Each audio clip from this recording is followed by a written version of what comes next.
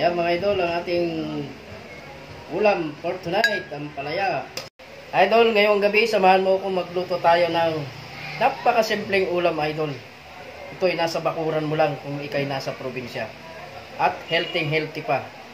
Ito ang nilagang dahon ng ampalaya with bagong isda sa Ilocano.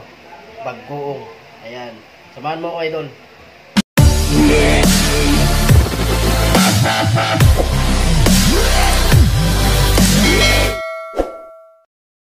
Guys, samahan nyo kung magluto tayo ng ulam natin dahon ng ampalaya. So, para naman iwas tayo sa high blood, cholesterol, tsaka sugar. So, hihimayin muna natin to guys. Ito guys, gagawa tayo ng ulam natin dahon ng ampalaya. Para naman healthy tayo. Hindi palaging karne ang ating ulam. Karne, isda. Kailangan nating mag-balance. Kumain tayo ng gulay para tayo healthy.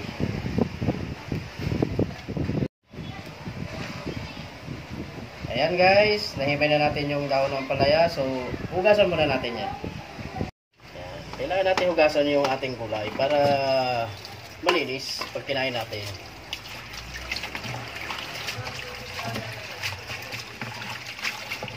Cut.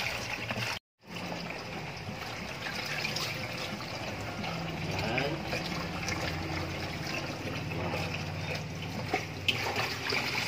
Ayan, tapos na. Ito guys, umpisa na natin magluto. Dito sa aking kaserola, lalaglagan ko lang ito ng tubig. Simple lang ang rekado nito mga idol. Tapos bawang. Tapos konting bagong isda.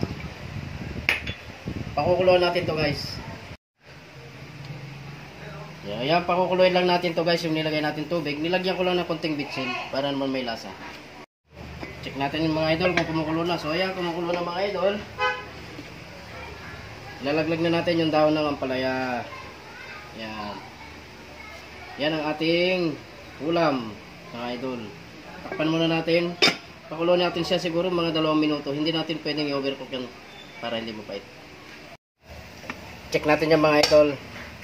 So ayan mga idol, pwede na natin i-plate to. Ayan mga idol, ang ating ulam for tonight, ang palaya. I-plate na natin mga idol. Lagyan natin na sabaw. Simpleng ulam lang yan mga idol.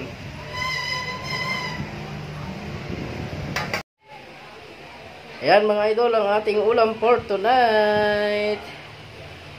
Dilagang dahon ng ampalaya. Purong-puro yan mga idol. Tsaka tipid na tipid ang ating rekado. At healthy pa. Tikman natin yan mga idol. Ito na mga idol. Yung purong dahon ng ampalaya. Healthy to mga idol. Para naman hindi laging purong karne ang ating kinakain.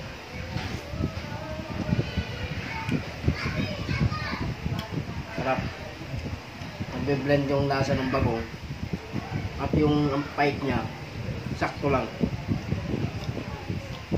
Kasi hindi natin i-overcook. Kasi kung i-overcook mo to, mapait.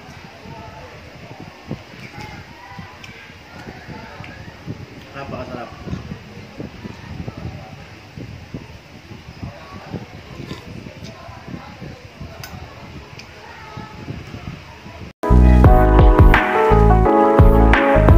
Ayan, maraming salamat sa inyo mga idol sa pagsuporta sa aking mga video. Huwag po sana kayong magsasawa mga idol sa pagsuporta sa aking mga video.